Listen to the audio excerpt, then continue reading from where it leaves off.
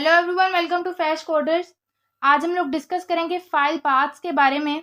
तो सबसे पहले जो है वो हम लोग डिस्कस करेंगे कि अगर हमारे पास दो फाइल्स हैं, जिस तरह एक फ़ाइल ये है और एक फ़ाइल ये है, अगर ये दोनों की दोनों फाइल्स जो हैं वो सपोज़ एक ही फ़ोल्डर के अंदर पड़ी हैं। ये मेरे पास जो एक फ़ोल्डर है, ये सपोज़ मेरे पास CSS का फ़ोल्डर है, ठीक है।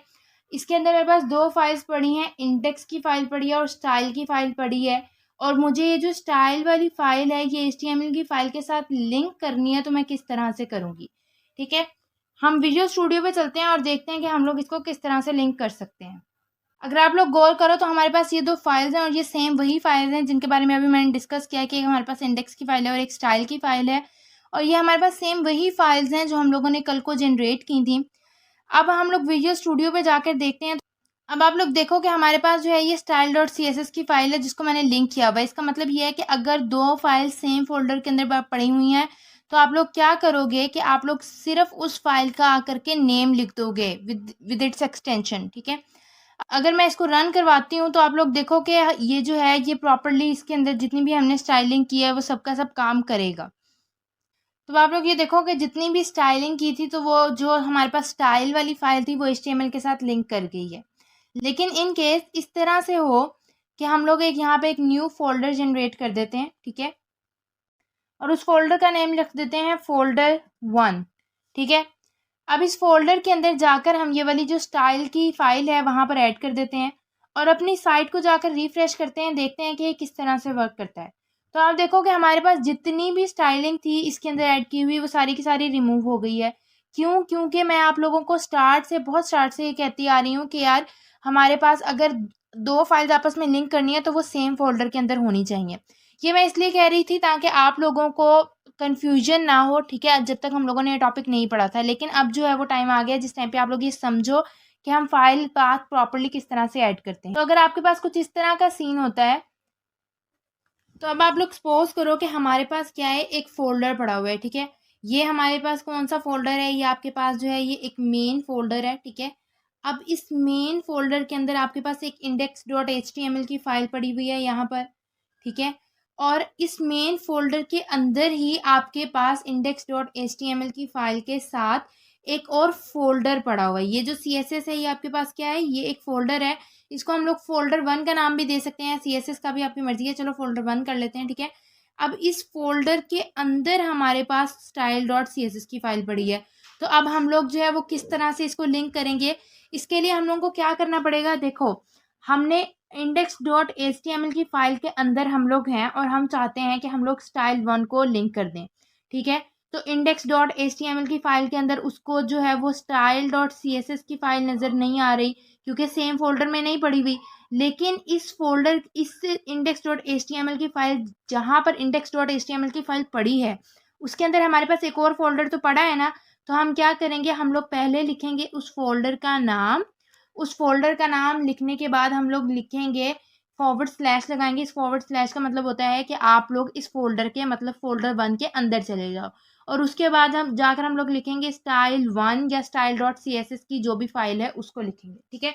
अब हम लोग विजुअल स्टूडियो पे जाके चेक करते हैं कि हम लोग ये वाला जो सिनेरियो है इसको किस तरह से कवर कर सकते हैं, या किस तरह से अगर हमारे पास फाइल्स डिफरेंट हो जाएं तो उनको ऐड कर सकते हैं। अब यहाँ पर देखो आप लोगों को शो हो रहा होगा, या हम यहाँ से अगर चेक करें तो ये जो मेरे पास CSS वाला फ़ोल्डर था इसके अंदर इंडेक्स की फ़ाइल अलग से पड़ी है, फ़ोल्डर 1 की फ़ाइल जो है वो क्या है, अलग से पड़ी हुई है। अगर हम इनको लिंक करना चाहते हैं तो हम लोग क्या करेंगे, विजुअल स्टूडियो कोड पर आएंगे। यहाँ पर आने के बाद आपको उस फाइल का नाम लिखना होता है। देखो, आप सपोज करो आप index.html के अंदर हो, तो यहाँ से भी आप देख सकते हो कि आप किस फ़ोल्डर के अंदर जा सकते हो, ठीक है। आप डायरेक्ट style.css नहीं लिख सकते, वो लिंक नहीं करेगा। आप क्या करोगे, इस फ़ोल्डर का नाम लिखोगे, यहाँ पर आकर style.css को आप हटा दो और लिखो फ़ोल्डर, ठीक है। तो वो फ़ोल्डर और फॉरवर्ड स्लैश उसने खुद दे दिया। उसके बाद उसने खुद ही सजेस्ट कर दिया कि style.css की फ़ाइल ही वो फ़ाइल होगी जो आप ऐड करना चाह रहे होगे, ठीक है। तो हम लोग क्या करेंगे, style.css की फ़ाइल इसके अंदर ऐड कर देंगे। सेव करते हैं और देखते हैं कि क्या चेंजेस आई हैं हमारी साइट में। तो अब आप लोग ये देखो कि जब हम लोगों ने उसका पाथ चेंज किया था तो हमारे पास स्टाइलिंग जो थी वो हट गई थी, लेकिन स्टाइलिंग फिर से ऐड हो चुकी है, ठीक है। सिमिलरली इस तरह से आपके पास केस आ जाए कि आपके पास index.html की फ़ाइल एक फ़ोल्डर के अंदर पड़ी हुई है उसके अंदर एक फ़ोल्डर पड़ा हुआ है CSS के नाम से, जिसके अंदर डिफरेंट फाइल्स हैं, और उस CSS के फ़ोल्डर के अंदर आपके पास एक और फ़ोल्डर पड़ा हुआ है, ठीक है, जिसको सपोज़ हम लोग कह देते हैं कि ये हमारे पास फ़ोल्डर 2 है। फ़ोल्डर 2 के अंदर एक फ़ाइल पड़ी हुई है, सपोज़ इस फ़ाइल को आपको लिंक करना है, ठीक है।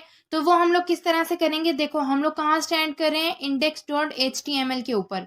तो index.html के अंदर कौन सा फ़ोल्डर हमारे पास सेम पोजीशन पे पड़ा हुआ है, वो है CSS का। तो हम लोग लिखेंगे CSS। अब CSS के अंदर जाने के बाद किस फ़ोल्डर के अंदर जाना है उसका नाम लिखेंगे, ये हमारे पास फ़ोल्डर 2 है, तो हम यहाँ पर लिखेंगे फ़ोल्डर 2, ठीक है। और फ़ोल्डर 2 के अंदर अब किस फाइल को लिंक करना है, सपोज इस फाइल का नाम स्टाइल है, तो यहाँ पर हम लोग उस फाइल का नाम लिख देंगे, ठीक है।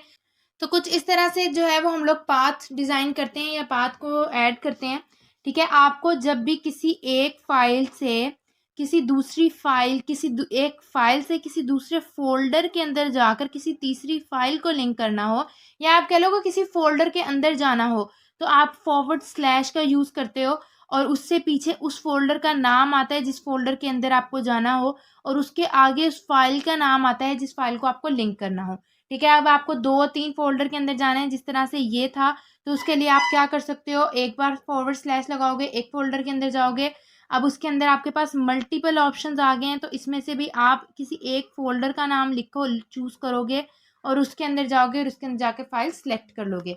अब इस सिनेरियो को पहले हम लोग जो है वो जनरेट करते हैं, और उसके बाद जाकर देखते हैं कि हम लोग इसको किस तरह से लिंक करेंगे। अब जो है मैं हमारे मेन फ़ोल्डर पर आ गई हूँ, ठीक है। ये हमारे पास इंडेक्स का फ़ोल्डर था, ये फ़ोल्डर 1 था। अब इसके अंदर मैं एक नया फ़ोल्डर बना रही हूँ फ़ोल्डर 2 के नाम से, फ़ोल्डर 2 के नाम से, ठीक है। और इसके साथ-साथ जो है वो हम लोग 2-3 फ़ोल्डर्स और बना लेते हैं, ताकि हमें सजेशंस में पता चले कि किस तरह से शो होता है। अब ये जो है इसको हम लोग कर देते हैं फ़ोल्डर 3, और हम लोग अपनी जो स्टाइल की फ़ाइल है, उसको क्या करते हैं, उसको ऐड करवा देते हैं फ़ोल्डर 2 के अंदर, ठीक है। तो अब आप लोग इसको देखो कि हमारे पास फ़ोल्डर 2 के अंदर फ़ाइल पड़ी हुई है, जबकि जो आपका फ़ोल्डर 1 है वो एम्प्टी है। तो जो है वो फ़ोल्डर 2 के अंदर आ रहे हैं। अब हम लोग विजुअल स्टूडियो के अंदर जाकर देखते हैं कि हम इसको किस तरह से ऐड कर सकते हैं। देखो यहाँ पर आपके पास क्या है, फ़ोल्डर 1 style.css है।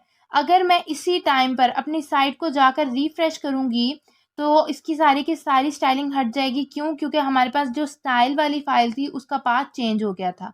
अब यहाँ पर आकर मुझे फ़ोल्डर 1 के अंदर जाने के बाद फ़ोल्डर 2 के अंदर जाना पड़ेगा, जिसके अंदर मेरे पास style.css की फ़ाइल है, ठीक है। तो अब मैं फ़ोल्डर 1 के अंदर गई, उसके बाद फ़ोल्डर 2 के अंदर गई, फिर style.css के अंदर गई। तो अब आप देखोगे कि ये किस तरह से रिफ्रेश करूँगी तो स्टाइलिंग ऐड हो गई है। इस बात को मज़ीद समझने के लिए हम इसको इस तरह से कर सकते हैं कि देखो इंडेक्स की फ़ाइल के अंदर मुझे style.css की फ़ाइल ऐड करनी थी। तो मैं यहाँ पर किस तरह से गई, सबसे पहले मैंने फ़ोल्डर 1 को सिलेक्ट किया, उसके बाद मैंने फ़ोल्डर 2 को सिलेक्ट किया, और उसके बाद मैंने style.css की फ़ाइल को सिलेक्ट किया। ऐसे किया, तो सेम वही काम हम लोगों ने किया है। हम लोगों ने क्या किया, यहाँ अपने विजुअल स्टूडियो पर जाकर सबसे पहले हम लोग फ़ोल्डर 1 के अंदर गए, उसके अंदर हम फ़ोल्डर 2 के अंदर गए, और फिर style.css के अंदर चले गए। अब यहाँ तक तो बात हो गई कि हम लोगों ने फ़ाइल किसी भी एक फ़ोल्डर से दूसरे फ़ोल्डर के अंदर मूव किस तरह से करना है।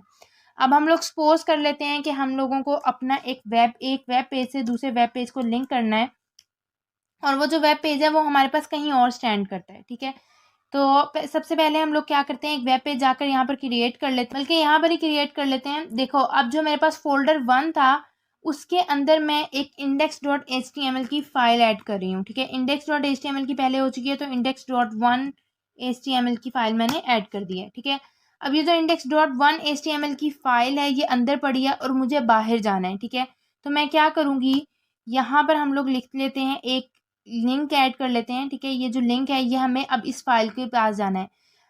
फिर से थोड़ा सा इसको देख लेते हैं किस तरह से है, कि हम लोग इस फाइल के अंदर हैं, यहाँ पर हम लोग स्टैंड कर रहे हैं, और हम लोगों को कहाँ जाना है, बैक जाकर इस फाइल के अंदर आना है। तो जब भी आप लोगों को 1 स्टेप बैक जाना होता है तो आप लोग लिखते हो .this, ठीक है, सॉरी /, ठीक है।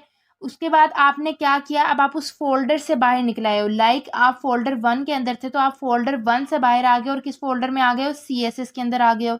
अब इसके अंदर आपके पास 2 फाइल्स पड़ी हैं, एक index.html की फ़ाइल है, एक फ़ोल्डर 1 की फ़ाइल है, तो हमें index.html की फ़ाइल पे जाना था।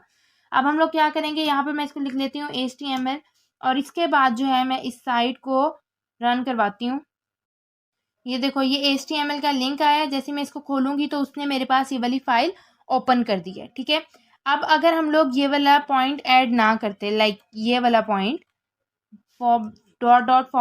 ठीक है, तो क्या होता कि आप जब इस HTML पे क्लिक करते तो वो थोड़ी देर बाद सर्च करने के बाद आपको कह देता कि फाइल पाथ जो है वो हमें नहीं मिला है, your file could not be access. ठीक है, इस तरह से प्रॉब्लम आती। अब हम लोगों को जो है, हम लोगों ने देख लिया कि फोल्डर से बाहर किस तरह से निकलना है।